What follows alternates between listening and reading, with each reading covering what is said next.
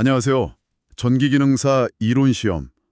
혼자 공부하시다 보면 좀 막막할 때 있으시죠? 네, 맞아요. 특히 계산 문제 같은 거. 네, 특정 유형 앞에서 이거 어떻게 풀어야 하나 이렇게 고민하시는 분들, 바로 여러분을 위한 맞춤 분석 시간입니다. 반갑습니다.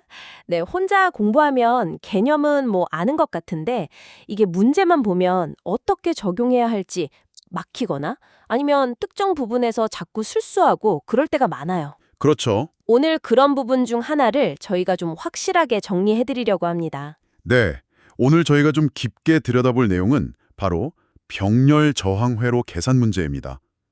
그중에서도 특히 각 저항에 흐르는 전류값은 아는데, 근데 정작 중요한 저항값 하나를 모를 때 네네네. 이 미지의 저항값을 어떻게 구하는지 이 유형을 한번 다뤄볼 거예요. 아마 많은 분들이 이거 하고 딱 감이 오실 수도 있어요. 맞습니다. 이 유형이 뭐랄까 겉보기엔 간단해 보이는데 병렬 회로의 그 핵심 원리를 정확히 이해하고 또 적용해야 풀 수 있거든요. 네, 그래서 은근히 좀 까다롭다 이렇게 느끼는 분들이 많으시더라고요. 오늘 이 시간을 통해서 그 원리를 한번 명확하게 짚어보겠습니다. 좋습니다. 오늘 저희 분석 자료는요. 네이버 블로그 전기기능사 AI 학습 노트 여기에 올라온 1315의 문제풀이 포스팅입니다. 이 포스팅에서 다룬 문제를 가지고 병렬 회로의 기본 원리가 뭔지 그리고 그 원리를 실제 문제에 어떻게 적용하는지 이걸 좀 단계별로 확실하게 이해하는 걸 목표로 삼아보죠. 네, 좋습니다. 단순히 답만 찾는 게 아니라 왜 그렇게 되는지 그 과정을 같이 한번 따라가 보시죠. 준비되셨나요? 좋습니다. 원리 이해가 중요해요, 정말. 그래야 문제가 조금만 바뀌어도 당황하지 않고 딱 풀 수 있으니까요. 자, 그럼 문제부터 한번 볼까요? 네, 블로그에 나온 문제입니다. 10옴의 저항과 R옴의 저항이 병렬로 접속되어 있습니다.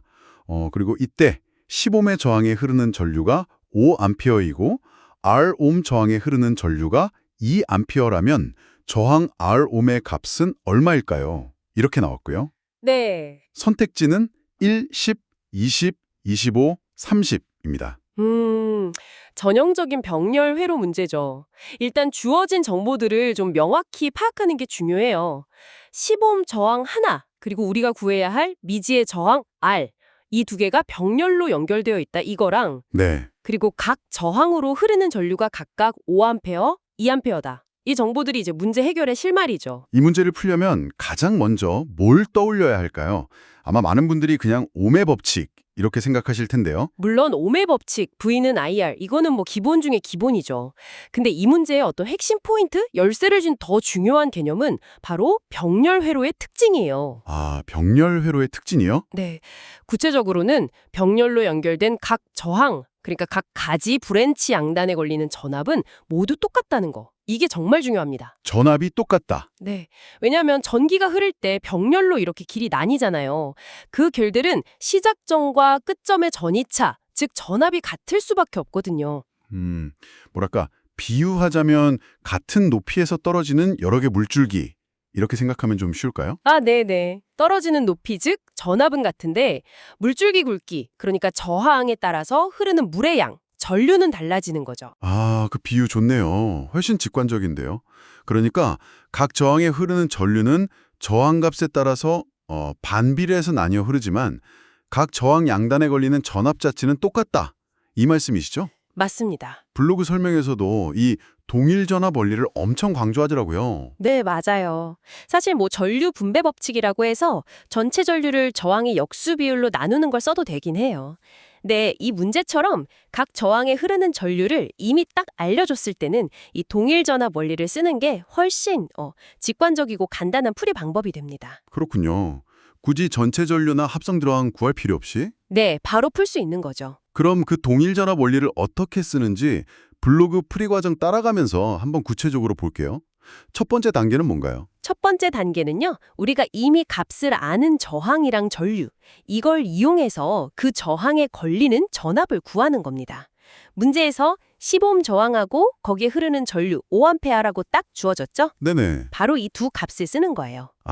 여기서 바로 그 유명한 옴의 법칙 V = IR 이게 나오는군요. 그렇죠. 15옴 저항에 걸리는 전압을 V1이라고 하면 V1은 전류 I1 곱하기 저항 R1이니까 5A 곱하기 10옴.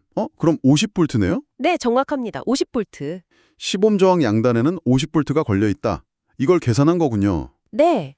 이 50V, 이 값이 이제 이 문제 풀이의 아주 결정적인 단서가 되는 거예요. 근데 여기서 많은 분들이 그 다음엔 뭘 해야 하지? 하고 다음 단계로 넘어가는 그 연결고리를 좀 놓치는 경우가 많아요. 아, 바로 그 연결고리가 조금 전에 강조하셨던 그 병렬회로의 동일전압 원리. 이거군요. 바로 그거죠. 여기가 진짜 이 문제 해결의 하이라이트예요. 병렬 회로에서는 각 가지에 걸리는 전압이 어떻다고 했죠? 아, 같다. 네, 모두 같다고 했죠. 그러니까 우리가 방금 계산한 10옴 저항에 걸리는 전압 50V. 이게 그 옆에 병렬로 연결된 우리가 모르는 저항 R에도 똑같이 걸린다는 겁니다. 아하. 즉, R에 걸리는 전압 V2 역시 50V라는 거죠. 와, 그러니까 10옴 저항 정압을 딱 구하는 순간 다른 계산 없이 그냥 옆에 있는 R 저항 전압도 50V다 라고 바로 알 수 있는 거네요. 이야, 이게 그냥 공식만 외우는 거랑 원리를 아는 거의 차이네요. 왜 같은지를 아니까 너무 당연하게 느껴져요. 그렇죠. 그냥 같다만 아는 거랑 왜 같은지를 이해하는 건 응용력에서 차이가 클 수밖에 없어요. 이 동일전압 원리 덕분에 우리는 미지저항 R에 대한 두 가지 정보, 즉 전압 V2는 50V 하고 전류 I2는 2A를 다 알게 된 겁니다. 네, 블로그 풀이에서도 이 부분을 딱 짚어주더라고요. 네. 자, 그럼 이제 진짜 마지막 단계만 남은 것 같은데요. 미지저항 R에 걸리는 전압이 50V이고 R에 흐르는 전류가 2A라는 걸 알았으니까 이 두 값으로 R 값을 구하면 되겠네요. 맞습니다. 다시 한번 옴의 법칙을 쓰면 돼요. 이번에는 저항 R을 구해야 하니까 V는 IR 공식을 R에 대해서 정리한 형태, 즉 R은 I분의 V 공식을 쓰면 되는 거죠. 네, R은 I분의 V2, I2 이걸 적용하면 R은 50V 나누기 2A. 50 나누기 2면 25니까 R 값은 25옴이네요. 나왔다. 네, 정확하게 계산하셨어요. 25옴, 미지의 저항 R값은 25옴이 나왔습니다. 자, 그럼 문제 선택지 한번 다시 볼까요? 선택지가 1, 10, 20, 35, 30이었으니까 와, 우리가 구한 25옴. 3번이랑 정확히 똑같네요. 생각보다 풀이가 되게 명쾌한데요. 그렇죠. 핵심 원리만 딱 잡고 있으면 복잡해 보이던 문제도 생각보다 쉽게 풀려요. 이 문제풀이 과정을 다시 한번 정리하면 결국 두 가지 핵심 도구를 쓴 거예요. 첫째는 전기회로의 기본 언어죠. 옴의 법칙. V는 IL, R은 RVI. 그리고 둘째는 병렬회로에서는 각 저항에 걸리는 전압이 동일하다는 병렬회로만의 고유한 특성. 이거죠. 특히 그 병렬회로에서 전압이 같다는 점을 기억하는 게 진짜 중요한 포인트였던 것 같아요. 전류는 저항값 따라 다르게 흐르지만 전압은 나란히 연결된 모든 길에 똑같이 걸린다. 그렇습니다. 많은 수험생분들이 직렬하고 병렬 특징을 막 헷갈려 하시는 경우가 많거든요. 여기서 확실히 구분해야 돼요. 직렬 연결은 전류 동일, 병렬 연결은 전압 동일. 이 두 가지 기본 원칙만 딱 잡아도 회로 문제 절반은 못 들어갑니다. 직렬은 전류 동일, 병렬은 전압 동일? 네, 이 문제에서는 병렬 회로의 전압 동일 특성이 문제 해결에 결정적인 열쇠 역할을 한 거죠. 실제 시험장에서 이거 헷갈려서 아쉽게 틀리는 경우 진짜 많으니까 꼭 기억해 두세요. 네, 명심하겠습니다. 직렬 전류 동일, 병렬 전압 동일. 오늘 저희가 참고한 그 전기기능사 AI 학습 노트 블로그 포스팅 보니까요. 마지막에 참고 자료로 다른 블로그의 비슷한 문제풀이 링크나 아니면 디지키 같은 사이트에 온라인 계산기 링크 같은 것도 있더라고요. 병렬, 직렬, 저항 계산기, 옴의 법칙 계산기. 꽤 많나 검산해 볼 때 아주 유용해요. 공식을 제대로 썼는지, 계산 실수는 없는지 확인하는 좋은 도구가 될 수 있죠. 혼자 공부할 땐 이런 확인 과정이 되게 중요하거든요. 맞아요. 그리고 이 문제가 과거 전기기능사 기출문제 2015년 10월 10일 시행된 거, 그걸 기반으로 했다는 출처 정보도 있어서 실제 시험에 진짜 이런 게 나오는구나 하는 걸 다시 한번 확인할 수 있었고요. 이런 추가 정보들 잘 활용하면 학습 깊이나 효율을 더 높일 수 있겠네요. 그럼요. 이런 개념 배우고 관련 문제 풀어보고 또 이렇게 실제 기출 유형이나 보조 도구들 통해서 다시 한번 점검하고 응용력 키우고 이 과정이 합격으로 가는 뭐랄까 가장 확실한 길이죠. 자, 그럼 오늘 분석한 내용 깔끔하게 한번 정리해볼까요? 네. 우리는 시범 저항이랑 미지의 저항 R이 병렬로 연결된 회로에서 각 저항에 흐르는 전류, 각각 5A, 2A죠. 이걸 알고 있을 때 미지 저항 R값을 구하는 문제를 다뤘습니다. 네. 핵심 풀이 과정은 명확하게 세 단계로 요약할 수 있겠네요. 첫 번째, ohm의 법칙 V는 IR을 이용해서 정부가 주어진 쪽, 즉 시범 저항과 5A 전류로 이 저항에 걸리는 전압 V1는 5A 곱하기 10ohm는 50V 이걸 계상했고요. 두 번째, 여기가 핵심이었죠. 병렬 회로에서는 각 가지에 걸리는 전압이 동일하다. 이 원리를 적용했어요.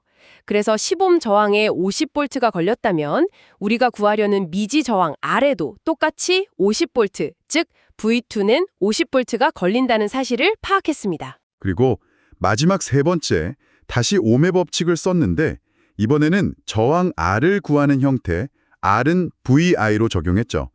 R에 걸리는 전압 V2는 50V와 R을 통과하는 전류 I2는 2A를 이용해서 R 이퀄 V2 I2 이퀄 50V 2A 이퀄 25ohm 이라는 최종 답을 구했습니다. 네, 이 전체 과정에서 가장 중요한 어떤 개념적인 열쇠는 역시 두 번째 단계였어요. 병렬 연결 시 각 소자에 걸리는 전압은 동일하다는 사실, 이걸 이해하고 활용하는 것.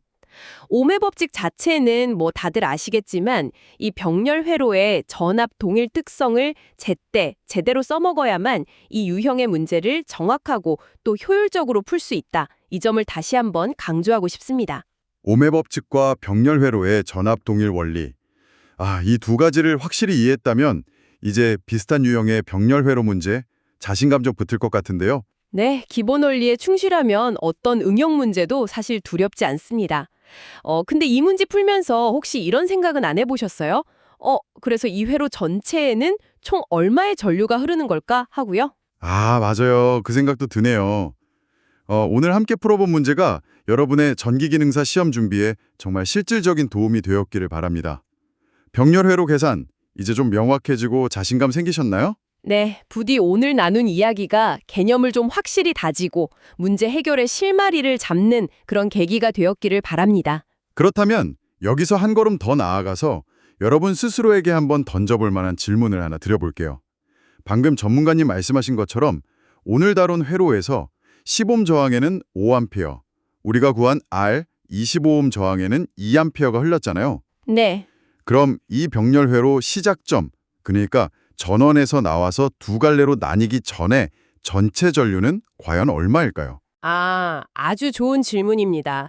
이거는 키르히오프의 전류 법칙, KCL이라고 하죠. 그거랑도 연결되는 중요한 개념인데요.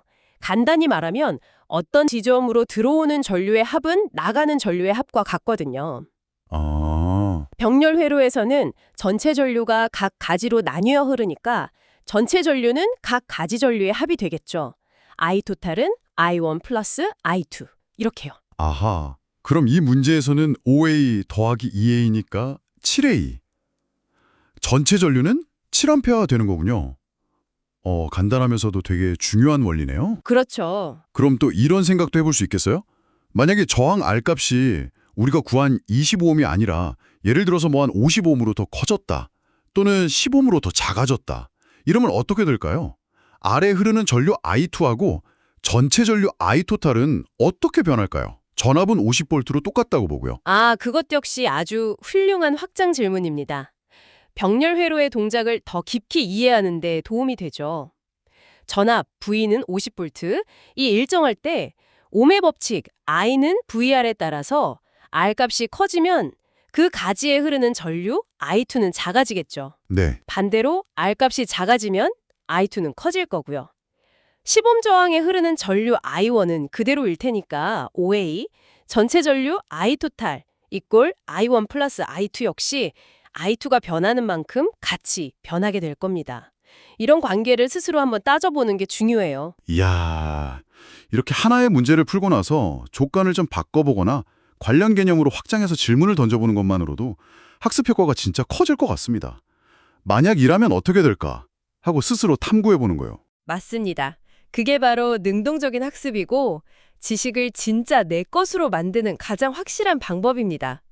오늘 저희가 함께 살펴본 이 문제풀이 과정과 또 추가적인 질문들이 여러분의 전기기능사 합격이라는 목표에 조금이나마 도움이 되기를 진심으로 바랍니다. 여러분의 성공적인 학습 여정을 저희가 항상 응원하겠습니다.